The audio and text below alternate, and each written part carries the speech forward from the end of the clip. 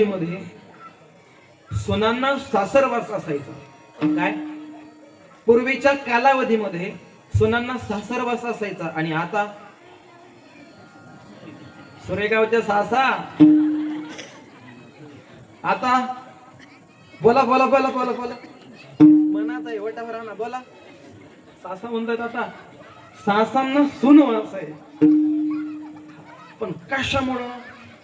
आता मला सांगा महिला मंडळ, सासांनो लक्ष द्या, मला सांगा, आपल्या सुनेला स्वयंपाक येत नाही ही बातमी शेजारच्या बाईपर्यंत अख्ख्या गल्लीत कशी पोहोचते बरं? बरं ठीक आहे, एक वेळ मानतो मी, तुम्ही सांगत नाही. मग मला सांगा, तुमच्या घरात IBN Lokmat, DD Sahyadri, G24 news national, DD Sahyadri, अजून पत्रकार आहेत का? रिपोर्टर आहेत का? मग तरी सुद्धा आपल्या सुनेला स्वयंपाक येत नाही ही बातमी सगळ्या गावात लीक होती. कोणामुळं? सगळ्यात मोठा पत्रकार म्हातारी. दोन म्हाताऱ्या गुरुजी, दोन म्हाताऱ्या जर एकत्र बसलेल्या असतील तर मला सांगा, गावात माझं ओपन चॅलेंज आहे, दोन सासा जर एकत्र असतील तर त्या हरिपाठ घेत असतील का?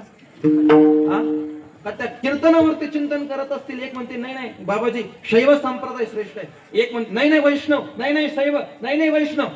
अशी चर्चा चालू असेल का? बोला, अशी चर्चा चालू असेल का? नाही. त्यांची चर्चा फक्त एवढी असते, बाई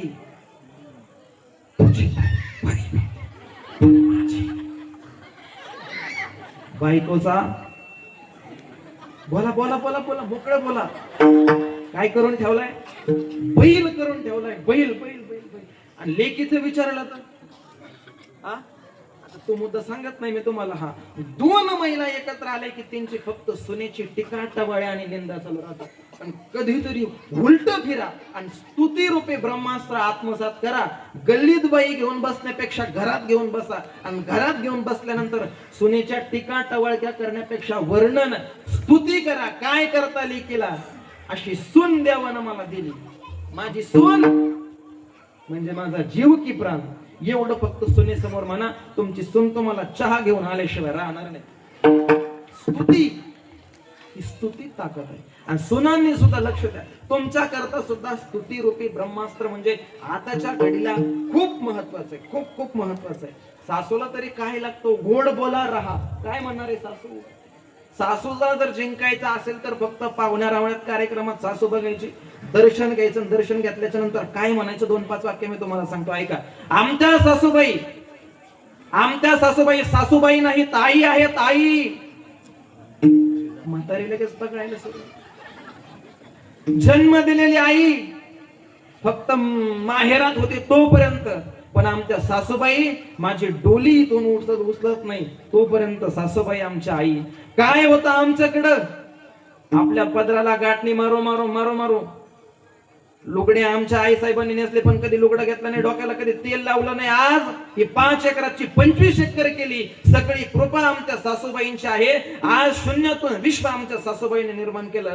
खरं तर ही ऐश्वर्य जर कोणामुळे उभा राहिला असेल तर सगळं आणि सगळं आमच्या सासूबाईंमुळे. सासरे बुवा म्हणजे आमचे सासरे बुवा नंदी बैलासारखे भोळे, असं नका म्हणू. परत सगळं स्तुती स्तुती स्तुती रूपी ब्रह्मास्त्र आहे. म्हणजे स्तुती जर तुम्ही वापरली की माणसावरती विजय त्या ठिकाणी होत असतो. म्हणून स्तुती रूपी ब्रह्मास्त्र सुद्धा आपण त्या ठिकाणी आत्मसात करण्याची गरज आहे. ही वर्णनामध्ये ताकद आहे. म्हणून वर्णन करत असताना वर्णनाचा एवढा प्रभाव आहे. जगद्गुरु तुकोबर आजच्या अभंगामध्ये संतांचं वर्णन करतात. वर्णन करत असताना प्रथम चरणात सांगतात की संत माय बापासारखे कृपावंत आहेत. पण किती कृपावंत आहे संत? विचारा जगद्गुरु तुकोबर यांना. बस 5 मिनिटांमध्ये उदाहरण देईल मी तुम्हाला. संत माय बापापेक्षा सुद्धा कृपावंत आहेत. कशा कृपावंत? ऐका. आपला अखंड परिणाम सप्ताह चालू आहे. त्या सप्ताहाचं प्रमुख कारण म्हणजे शांतीब्रह्म एकनाथ महाराजांची जलसमाधी सोहळा. श्री क्षेत्र प्रतिष्ठान पैठण नगरीमध्ये शांती ब्रह्म एकनाथ महाराज नावाचे साधू आपल्या सगळ्यांना परिचित आहे. आणि शांती ब्रह्म एकनाथ महाराजांचा अधिकार म्हणजे काबडीने पाणी, ज्या घरी चक्र पाणी वाहे, अनन्य भक्ती भावे निळा वंदे त्यांचे पाय. स्वतः भगवान परमात्मा नाथ महाराजांच्या घरी काम करायचा एवढा अधिकार शांती ब्रह्म एकनाथ महाराजांचा. आणि असा अधिकार शांती ब्रह्म एकनाथ महाराजांचा म्हणल्यानंतर सगळा समाज नाथांची चर्चा ऐकू लागला. वाऱ्या हाती माप चाले सज्जनाचे, कीर्ती मुख त्यांचे नारायण. शांती ब्रह्म एकनाथ महाराजांचा एवढा अधिकार आहे म्हणून सगळा समाज शांती ब्रह्म एकनाथ महाराजांकडे त्या ठिकाणी आकर्षित झाला की शांतीचे ब्रह्म आहेत, संत आहेत, स्वतः जगाचा मालक त्यांच्या घरी काम करतोय असा अधिकार संपन्न साधू आपल्या प्रतिक्षेत्र पैठण मध्ये आहे.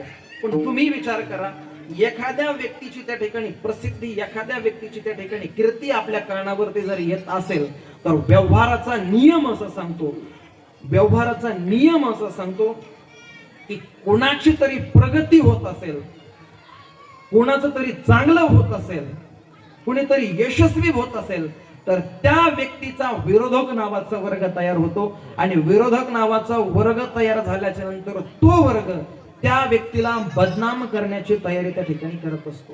तुम्ही कुठलंही क्षेत्र निवडा, तुमची प्रगती व्हायला लागली की तुमची प्रगती होत असताना समाजामध्ये तुमच्यावरती जळणारा एक विशिष्ट वर्ग तयार होत असतो. आणि मी विशेष सांगत असतो की माणसानं आयुष्यात आल्याच्या नंतर काही नाही कमवलं तरी चालेल, पण आपल्यावरती, आपल्या प्रगतीवरती जळणारे कमीत कमी 2 विरोधक तरी प्रत्येक माणसानं कमवावे. कारण जळणाऱ्या व्यक्तीशिवाय आणि विरोधकांशिवाय आपली प्रगती होऊ शकत नाही. शांती ब्रह्म एकनाथ महाराजांचा विरोधक वर्ग तयार झाला आणि बदनामी सुरू केली. स्वतःला शांती ब्रह्म समजतात, स्वतःला संत समजतात. हे खरं शांत आहे का? आता परीक्षा घ्यायची. आणि परीक्षा घेण्याकरता 1,11,1111 रुपयाचं पहिलं बक्षीस ठेवलं. वचनांकिम दरिद्रता. आणि सांगितलं शांती ब्रह्म एकनाथ महाराजांची शांती भंग करायची आणि हे 1,11,1111 रुपयाचं बक्षीस घेऊन जायचं. आता समाजामध्ये असा एक वर्ग असतो की तो पैसा करता काही करायला तयार होतो. नाथ महाराजांना बस शांती भंग करायची. एक जण आला, म्हटले मी करतो, काय करायचं? सकाळी नाथ महाराज त्या ठिकाणी स्नान करता जातात. स्नान करता गेल्याच्या नंतर पवित्र होऊन देवपूजेला जातात. येत असताना फक्त नाथांची शांती भंग होईल असं काहीतरी करायचं ठरलं. महाराज ठरल्याच्या नंतर एकाला बोलवलं, तो म्हटला मी शांती भंग करतो. ठरलं. दुसऱ्या दिवशी शांती ब्रह्म एकनाथ महाराज पहाटेच्या मुहूर्तावरती उठताय. त्या गोदावरी मैयाच्या स्नान करता जातात. स्नान करता गेल्याच्या नंतर स्नान करून वर येतात. वर आल्याच्या नंतर हा 1,11,1111 रुपये बक्षीस आला. तिथं पान आपण जे खातो त्या पानाचे विडे घेऊन बसलेला नाथ महाराज आले. नाथ महाराज वर आल्याच्या नंतर त्याने नाथ महाराजांच्या त्या शरीराकडे बघितलं आणि पान खाऊन नाथ महाराजांच्या अंगावरती थुंकला. एकदा थुंकला, दोनदा थुंकला, तीनदा थुंकला, 10 वेळा थुंकला. आता विचार करा, नाथ महाराजांच्या अंगावरती थुकला. सुरेगावकर अंगावरती. आपल्याकडे बघून जरी एखादा जर थुकला तर आपली काय अवस्था होते?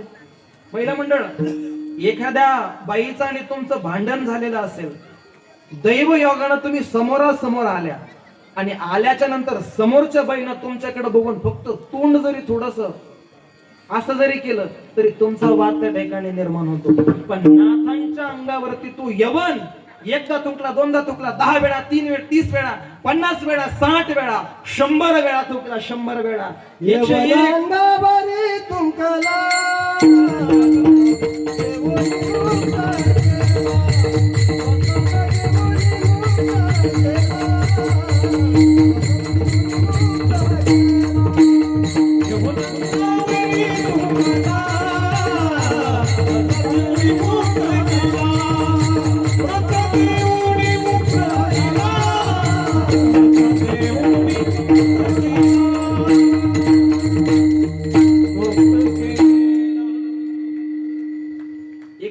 वेळा थुंकला, 2 वेळा थुंकला, 3 वेळा थुंकला. आता मात्र यवन 108 वेळा नाथ महाराजांच्या अंगावरती थुंकला. यवन अंगावर थुंकला, प्रसाद देवनी मुक्त केला. 108 वेळा थुंकून आता थुंकणाऱ्याचं तोंड साळला महाराज. शरीरातली थुंक संपली. आता काय थुकायचं नाथांच्या अंगावरती? आणि त्यानं विचार केला, 108 वेळा थुंकलो, पण नाथ महाराजांनी आपल्याकडं वर नजर करून बघितलं सुद्धा नाही, चरणावरती येऊन म्हटला, महाराज आमचं फार मोठं चुकलं. नाथ महाराजांनी त्याला उभं केलं. नाथ महाराज म्हणले, अरे आम्ही तुला केव्हाच माफ करून टाकलं. काय काय अधिकार असेल महाराज.